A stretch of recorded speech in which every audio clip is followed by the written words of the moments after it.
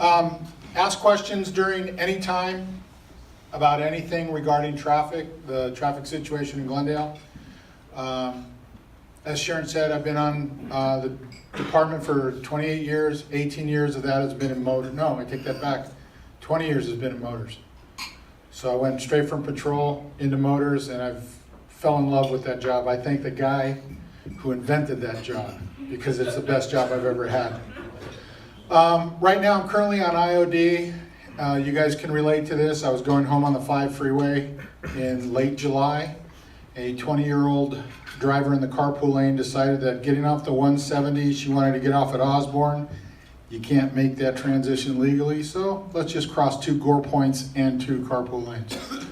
Bounces into me, waves at me, okay, and she thought she was going to take off. Fortunately, I had 2 partners there that kept me in check because someone was going to go to jail, and it would probably been me for beating up a 20-year-old girl. So I saved my career and my life. I don't really appreciate jail that much. What I do, if you've had the unfortunate experience of seeing us in your rearview mirror with lights on, that's a bad thing. Don't know. I try to educate a little bit more than fire up a ticket, $400 for a speeder up and down Kenyatta Boulevard. If I get you going over 55, you're not talking your way out of it. Rams tickets, Skybox, maybe next year. We'll see. We try to educate as much as we can on the department in Glendale, but there's times where it's useless. Warnings in my book do not work. Education works. If somebody really doesn't know that they've done something wrong, I'll help you out. But if you do something blatant like a 4-lane change where you cut off 6 people and almost run over a pedestrian, you've got a problem with that because you're just not paying attention.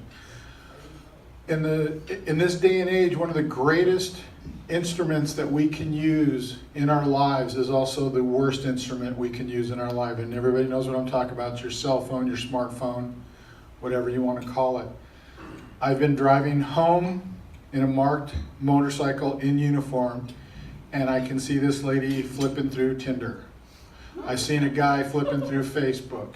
I've seen a guy trying to read the box scores of a Dodgers game.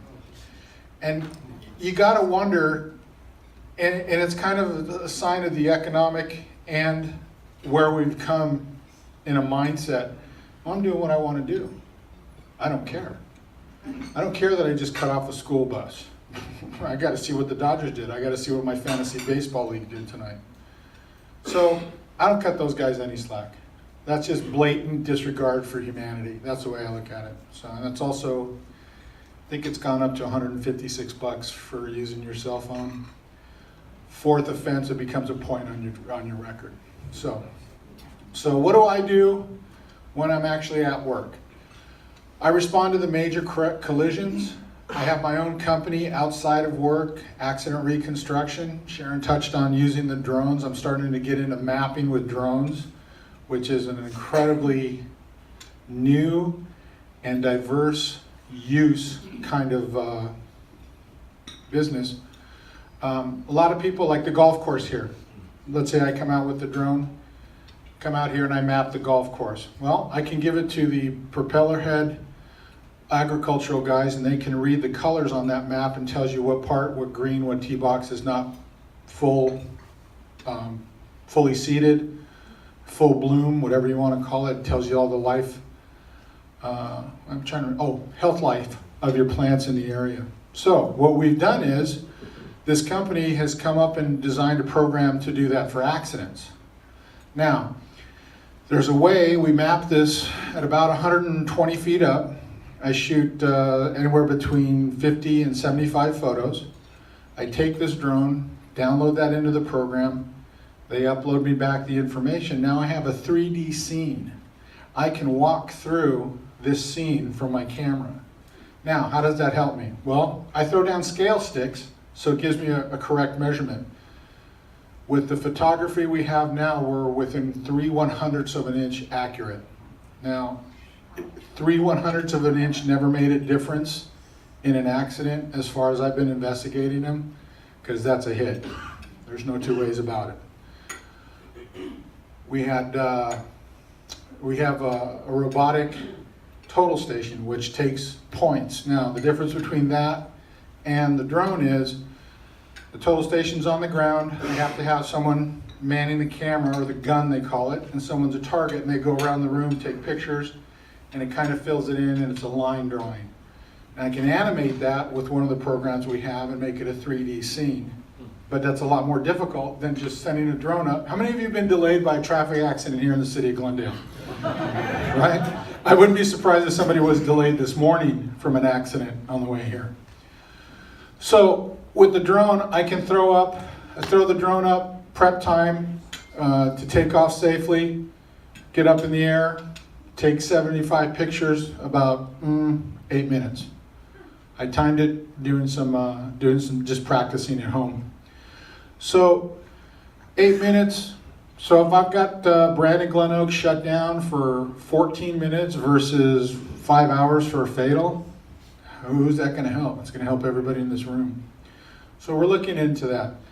A lot of other applications for the drone. A couple of the classes in the company I've been working with have introduced me to a couple of guys in Colorado, Castle Rock. Just to give you a quick idea, they had an $8,000 budget for their after 4th of July patrol. It was 6 guys driving around in cars looking for fireworks from the park that they had set off for anything that was going to cause a fire. They threw the drone up. 20 minutes later, they had their report. They were done. Everybody went home. So the initial value or cost of the drone, anywhere between $12,000 and $18,000. These drones you can get on Amazon, but you can't get the program on Amazon. These are very commercial type, job specific. When I was talking to this fire chief from Castle Rock, Colorado, or I'm sorry, he was a lieutenant, he was telling me, he goes, we can use that budget for something else now. So first year, your initial cost, you get that into your main budget, but the $8,000 of overtime, you cut that down to 3 guys. I don't even know what the number was, maybe $1,000 for 3 guys, and they're out of there, everybody's happy, they're home. Drones have FLIR capability now. And I know I worked at Hughes Aircraft back in 1985, and these five engineers come pushing in a FLIR system that was about this size. And they were so happy. It's so small, this is great. I'm sorry, forward-looking infrared device. So it picks up heat. So like the helicopter we have at the PD uses it. Okay, we just chased a car, we lost him up in Adams Hill. Helicopter throws the FLIR on, we look for the hottest engine on the street. Now we found him. Okay, now we know where to look. So I'm sorry, I speak before because I know what I'm talking about. I'll lose you in a minute. Anyway, so those are the kind of things that we're looking at. A lot of people are concerned about the drone program. Oh, you're going to be spying on me. You know what? Rick brought it up. He's paying $5 to see somebody in his thong on the beach. I'm going to pass. Okay? Oh, okay, yeah. The bottom line is I really don't care what you're doing in your backyard. That's me. And if I have a job, I want to get done as quick as possible. I want to get out of there. Accident investigation is what I do.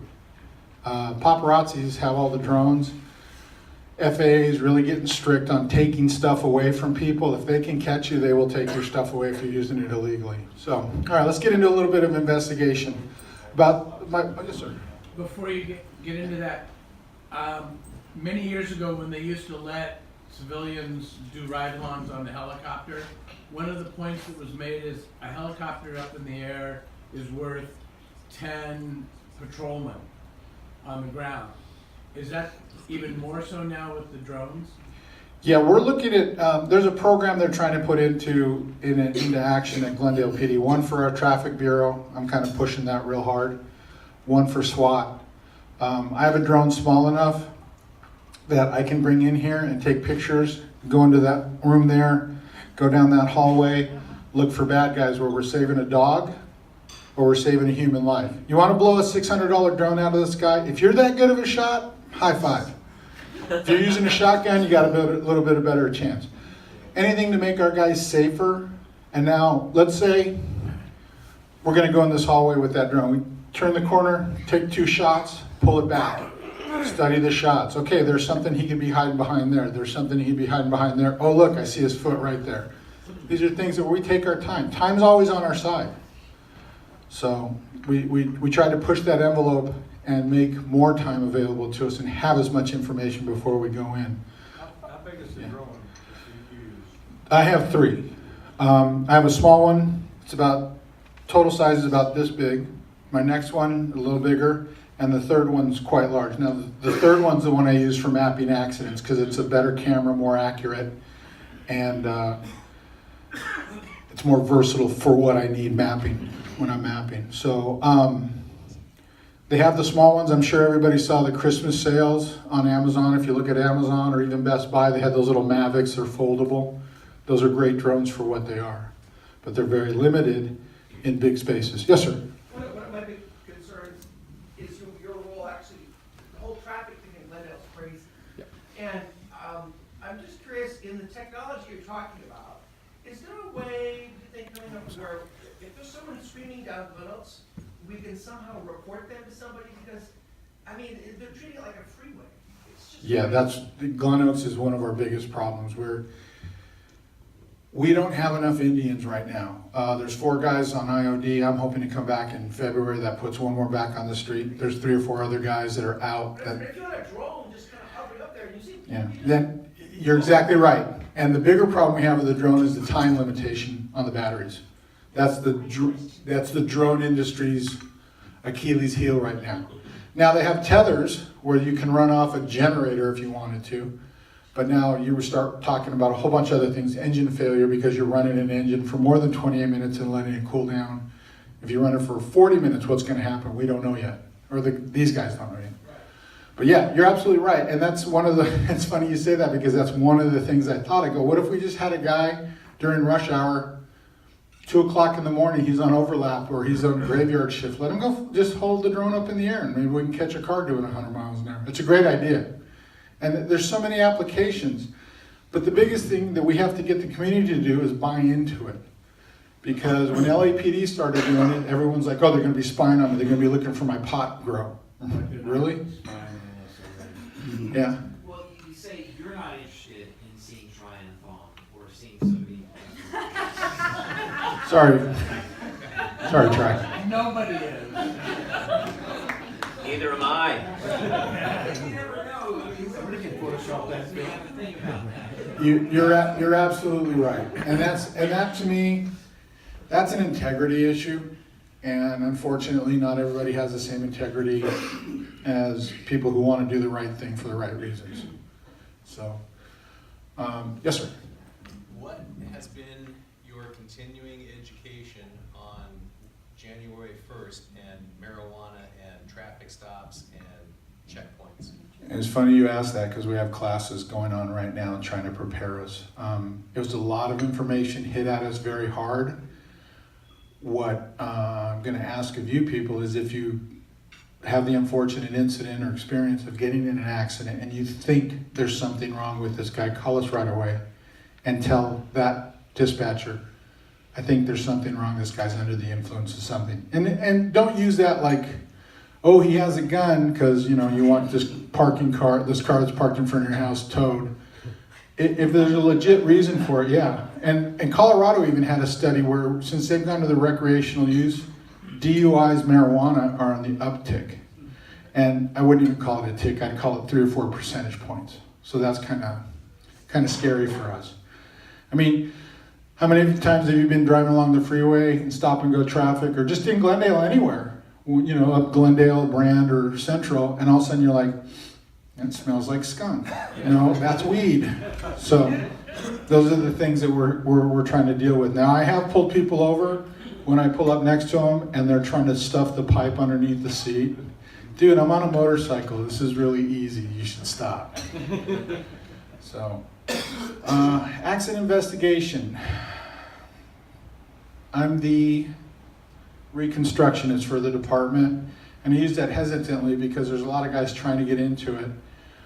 But the big thing is we had a case where a Mercury Villager was racing a 5 Series BMW on Glen Oaks, your favorite street, And some poor guy was making a left turn on a green arrow at Concord. So he makes the left turn, and I think he just died about a year ago. This accident was 6 years ago. So they give me this mess. It looked like somebody broke a glass, and they said, put this back together for me. So I was able to, over a 6-week period of time, use some formulas that would take up a whole sheet of paper. Had to have them double checked by somebody who'd gone through the class with me to make sure I was still right. And the minimum speed that this Mercury Villager hit this guy in a Nissan Altima was 62 miles an hour. My big question is, why are you racing one, and why do you think this 4-cylinder Mercury Villager could keep up with a 5 Series AMG BMW? I don't know. 19-year-old kid. Thought it was fun. Really? Well, guess what? You killed somebody. Yeah, well, it's kind of sucks to be him. My partner had to hold me from jumping across the table because I wanted to hurt that kid because he just didn't get it. These are the kind of people that are out there driving on the street. Most interesting case I ever had, LAPD motorcycle working Adams Hill. He's coming from York. He's chasing a violator. We estimated his speed at about 60 miles an hour. A car coming out of a side street makes a left-hand turn, never sees a motorcycle. Officer never sees him until he hits him. Intruded the front end of the car so much that it broke the engine mounts. The motorcycle was a complete loss. It was a wad of metal and rubber and stuff. I wish I would have brought the pictures. I didn't know we had a projector. I would have brought pictures of that one. Long story short, you know how we used to wear the big high boots and big shiny boots? Because that's, you know, you're walking around goose stepping wherever you can because you got big shiny boots.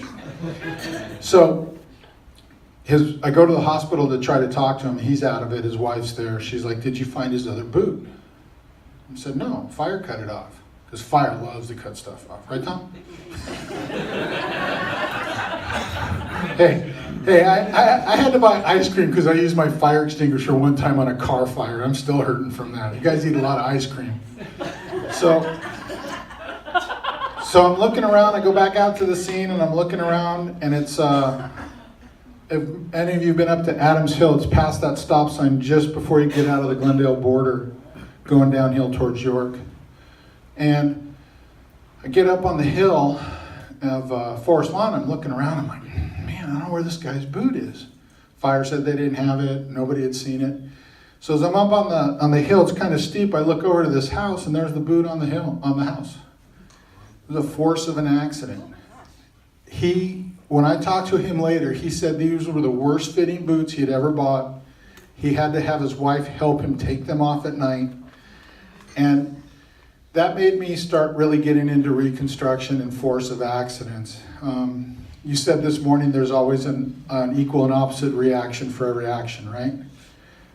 That's accidents. That's why I got into them, because putting this big giant puzzle back together, to me, as unfortunate it is for the victims, it's a lot of fun. And I like coming up with the answer that can be used in court. I got to be a court-certified expert on that Villager versus the BMW racing one. So that helps me out. But the point I'm making is, if you look at things, how many times have you gone somewhere and said, oh, if I would have bought that lotto ticket in front of me, and you missed it by 3 seconds? Or being a minute late or a minute early, and then you hear about an accident on the freeway where you were just at. You brought up an excellent point. Enjoy your life, live your life, because you don't know how quick it can change. I was going home. I was going to the driving range when this girl hit me. I picked up my golf bag and I thought my arm fell off. So I haven't played golf in almost 6 months now. I'm really irritable, but we'll get over that. Could you say to another motorcyclist who does carefully split lanes, just any advice from a law enforcement standpoint or any feedback? Wait for it. It's coming. It's not an if, it's a when. Whether you get bumped or you get hit, people don't care. Now, we'll say, if you're paying it, you're talking about a friend or you? Okay. Keep your eyes open, head on a swivel. You're always looking around. Anticipate. Watch their heads. People will tell you what they're going to do. If you see you're splitting that carpool lane, you go on the 5 north? No, I stay off the main highway. Okay. I'm a weekend canyon rider. Yeah, okay. So watch their head, because they'll, even though they don't really look, they'll throw a quick look. You'll see it, and you can anticipate it. Anticipation's the biggest thing. And just, you cover the brake when you ride? I do.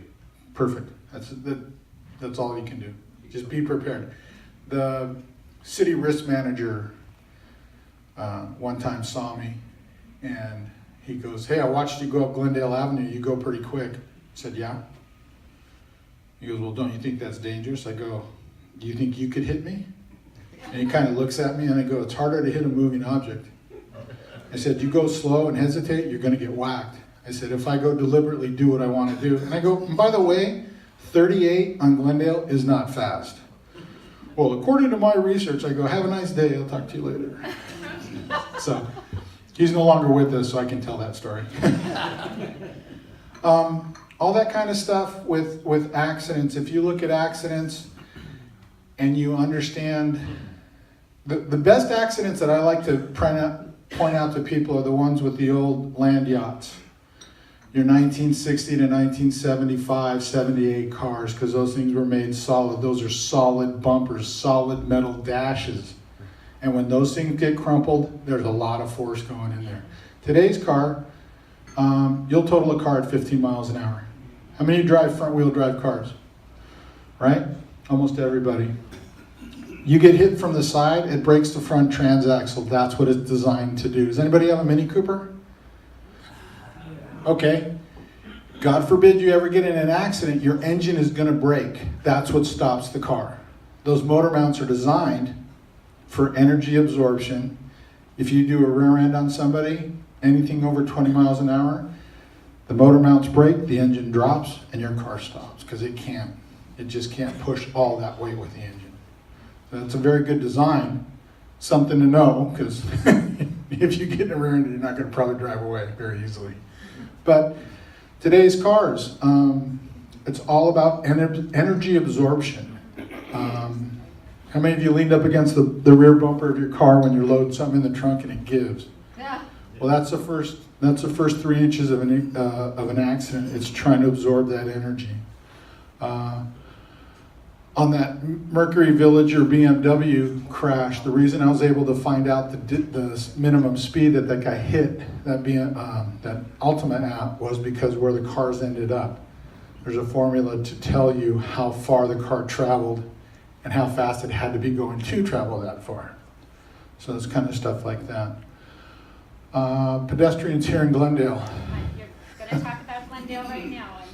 Our biggest target is 65 to 75-year-olds. Does anybody know why? Not paying attention. There you go. Which one? Good point, both. Now, we have what I call the tow walkers on Brand Boulevard, lights green. Oh, Oh. nice. Lights red, lights green again. Right? We've all seen that. And we try really hard to educate those people at the adult daycare centers. A lot of people they just don't get it. If you see the light is green, that doesn't mean walk. You have to look at the pedestrian signal. What's funny to me is Pasadena's had that X crossing in Old Town for years. And talking to them, they've got it pretty well. The drivers are pretty aware of that. I think that's a great idea. I know we have it at the Americana, which seems to be working well. But you still get that knucklehead, "Oh, I can make it in 2 seconds." Dude, you couldn't make it in 2 seconds when you were in high school. What makes you think you're going to do it now? So one of our big pushes is for pedestrian education for elderly people. Kids seem to get it. I work real close with Edison Elementary School. The parents are, I don't know, they think they're on their own schedule. We had, in Montrose, you had that diagonal crossing for a while, they took it away. Right, they took it away because of the speeds that people were getting coming down Ocean View. And when you have that, people aren't paying attention to begin with. You go from a 4-lane to a 2-lane roadway, that you're putting targets out there. We had one accident. I'm trying to remember, it was a pedestrian, involved in it some way or not, but I don't think it was. But it was a speed-related accident where they ended up right there by the war memorial. They crashed their car and knocked out that light pole. Excuse me. Trying to remember if that was a pedestrian or not. But we've made some strides with the pedestrian actions. I did a program at Edison because the parents were running across the street, dropping their kids off, jaywalking across, Kenilworth. And so I made up this mock ticket. This is what it's going to cost you if I catch you. All it took was one person to be the dummy. I got him. Nobody knew what I was writing him for, but they all figured out it was for the jaywalking, so I got lucky, and that stopped it. We've had 2 near misses, and the parents were yelling at me because that's my school, so I'm there. That car almost hit me. Where? What crosswalk were you in? I was right here by the gate. Sorry, you're at fault. So I've come up with a couple ideas to do a PSA announcement. They're telling me to run it through GTV. I personally would rather do it from a traffic perspective because is anybody here in the motion picture industry? Okay. You guys have rules and regulations and how stuff's going to be set up, right? And I don't mean hard and fast rules. I mean, you have an idea. If you frame it this way, you do it this way. For me, I basically want to take, I don't know if you know about those Osmos cameras. Sure. Okay, I have one of these. Now, this is another tool that we're using, or I'm trying to introduce to traffic. It's called an Osmo camera. It's on a gimbal. So I can walk around the room and take video, camera stays still. I go around the room and take 200 pictures, and the program that I have will connect all the dots. So now I have a 3D image. If you guys can stay still enough, I can take a picture of this, probably about 200 pictures of this. Then I could upload it, and then we could all walk around and see where everybody sat and what everybody was doing. These are the kind of things I want to do from a PSA type announcement because I have a different eye than he does. I'm sorry, your name, sir? Phil. Phil. I have a different eye than Phil does. Phil sees things from how he's done things forever. I see things from how I've experienced everything from ever. 2 different things. So I'll end up working with him because my sergeant already told me I have to. But I'll deal with it. I'm a big guy. I can take it. Yes, Steve? So later on when you're done, you'll be passing out your business cards so that when we get pulled over. We're having a raffle for my last get out of jail free card. If you guys drop my name, chances are you're going to run into an officer who doesn't know me because the turnover's been so much. If you hit a motorcycle officer, they're going to call me a slacker. So yeah, you hand up real quick. In a weird kind of morbid way, I've always had a fascination with the skid marks that you see down the road and the guardrail and what happened. I mean, is there plans for a coffee table book of here's what the skid marks said, here's where the cars ended up, and here's what happened? Yeah, I paid $195 for a book one time that told me those. I wouldn't put it on the coffee table because I wouldn't want anybody to steal it. But yeah, there's skid marks. There's a whole 30-hour class that the sheriffs and CHP put on to explain that stuff. And dark to light, that's acceleration. Light to dark, that's stopping. How many of you seen those skid marks where it's a big wide arc and you can see like lines through it? Those lines is called a centrifugal skid. Now I can take measurements off that line and guess what? I can come within 3 to 8/10 of a mile per hour telling you that's a scientific fact. That's a factual skid. The other stuffs are always minimum speed. So at least he was going 25, at least he was going 30. But the centrifugal skids are an exact science. The size of the tires will make a difference in. Absolutely. Yeah, you have a ZR1 Corvette, and he goes into a skid and guarantee his minimum speed is 60 miles an hour because the braking system on those things is so incredible that it stops really good. You take a Prius, and if the anti-lock goes out, you're going to have these little pencil-thick skids down the street, but that's just the tire size. So, Sharon, I'm sorry. Have you thought about getting like the service clubs behind you in regards to support for that PSA? I think it would be. This is something because I've done all the crossword puzzles, read all the stupid books that I want to read in my 6 months off. The other day I was sitting around with my Osmo camera, screwing around in the backyard, and I'm like, you know what, we could use this out in Brandon, Broadway, just to show people this is what you're looking for. This is not what you're looking for. You guys remember that gentleman that got killed at Belmont and Broadway about 1.5 years ago? You heard that the lady got off with time served, misdemeanor hit and run. She killed this guy. She took off. She tried to hide her car, and all she got was a slap on the wrist. And insurance fraud. Yeah. Oh, yeah. That's how actually they were more mad about the insurance fraud than killing this poor guy crossing the street. So, this is the world we've come into. So our office is down at the Americana, and we come out the entrance going on to Central. There is this huge round skid. It looked like somebody at 3 a.m. decided they were gonna see if they could do a donut. Is there the kind of thing where you have enough cameras, you get their plate, you can bust them for something like that? I mean, it's scary. I've talked to their security about their cameras at the Americana. They hold on to that pretty tight, and I'm not sure why.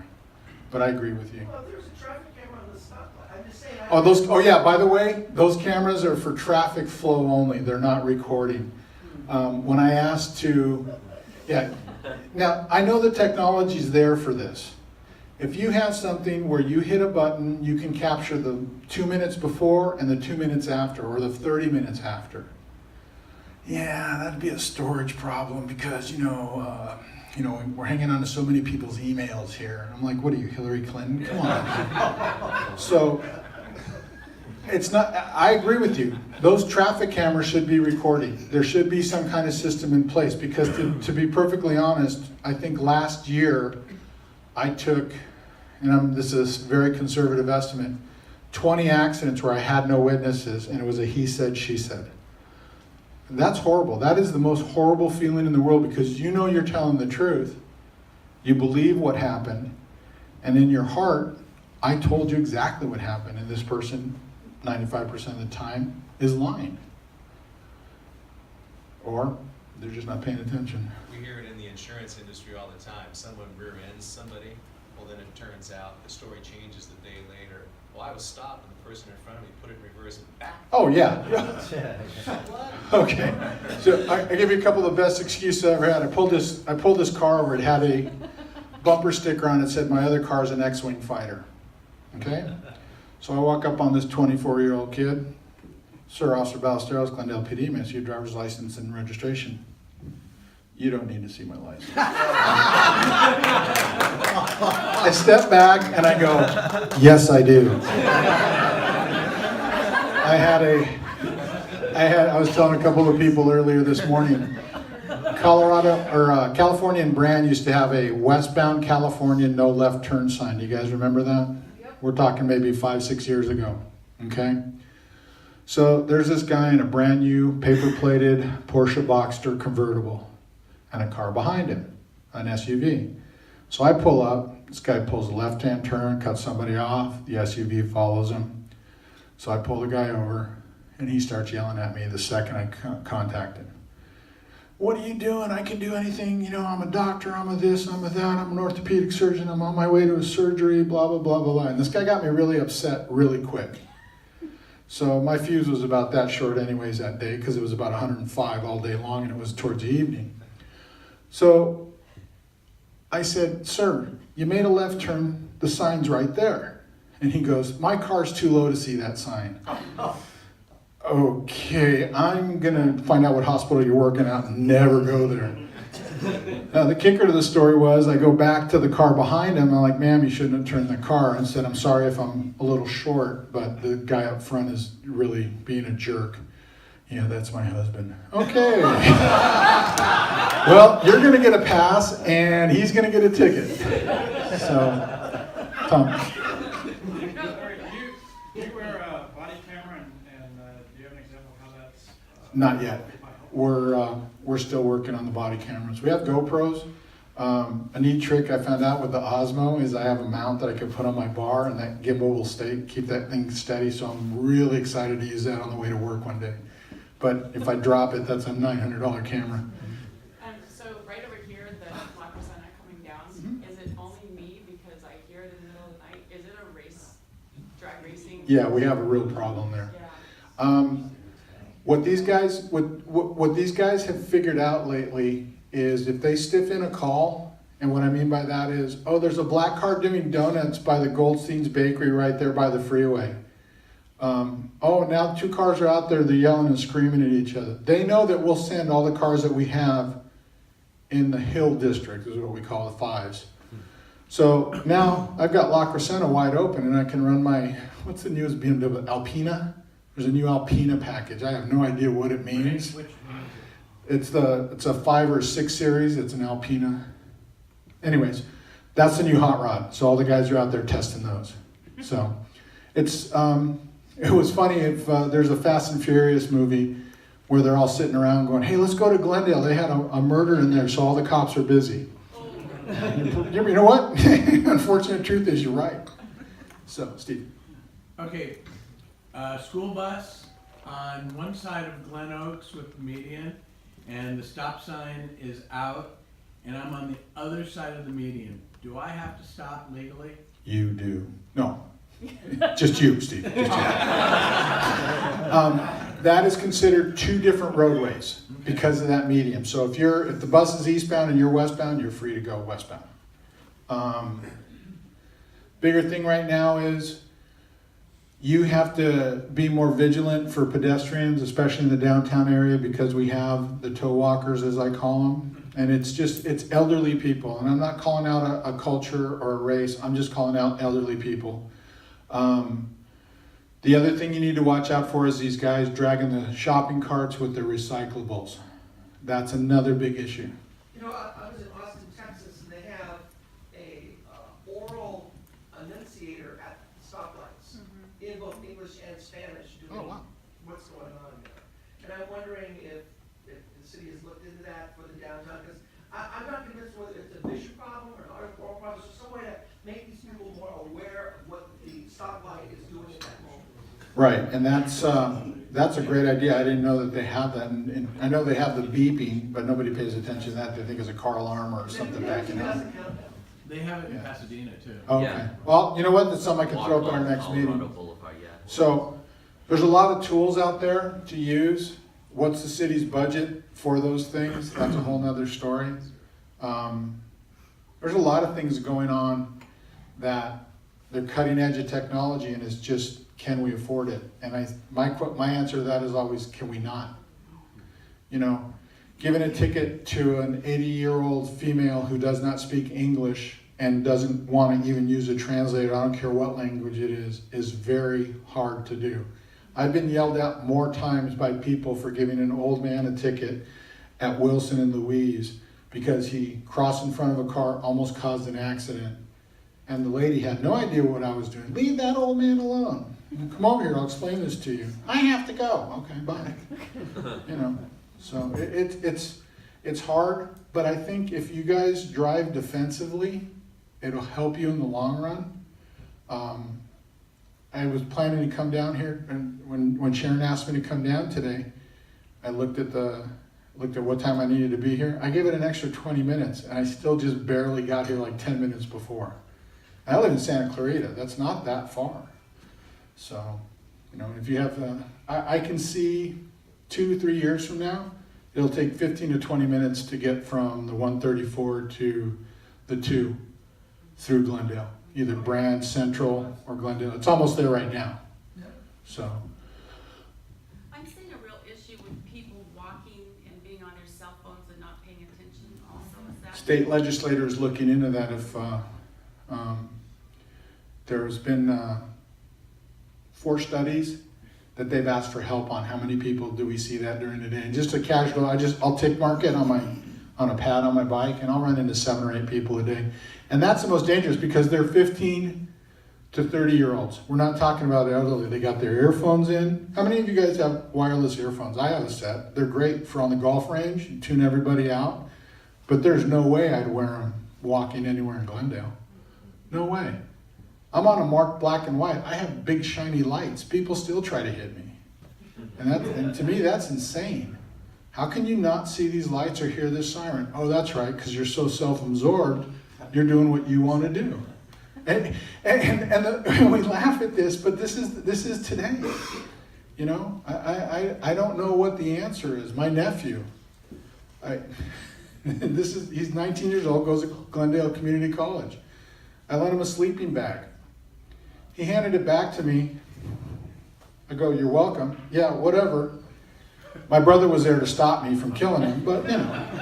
But this is the norm. All his friends act the same way, and I don't know what the answer is. So if this kid's acting this way on his feet, I'd hate to see what he does behind the wheel. But that's where we're at, unfortunately, today. So, any other questions? One last question. Sure. Do you ride a bike at home in your spare time? No. It's kind of like I gamble enough. And as much as I would love to take a Harley, I've rented a Harley and done that for one time, and I was like, no, I'm good. I'm good. I love riding the bike. I love being out there. I love groups like this who like to listen, and whatever I can do to help you guys do something, let me know, and I'll be more than happy to help you. You were gonna tell us your Yeah. hiding spots on, Verdugo. Oh, yeah, well, okay. I'll give you, right here at Willow. One of my partners sits there. He sits in front of the car. So if you're going northbound, he'll catch you as you go by. You're coming southbound, it's a straight shot with the laser. When I'm back at work, I work La Crescenta. Maybe you see me right there at the end by Downing. That's the perfect spot. I've got an 82 mile an hour, 19-year-old kid late for a test. I go, "You're gonna be a lot later because I'm impounding your car." "Oh, my dad's really gonna be mad." Yeah, you should have thought about that before you do an 82. So, please stay safe. Always look, double check. And if you need anything, you can get a hold of me through Sharon. Great, thank you.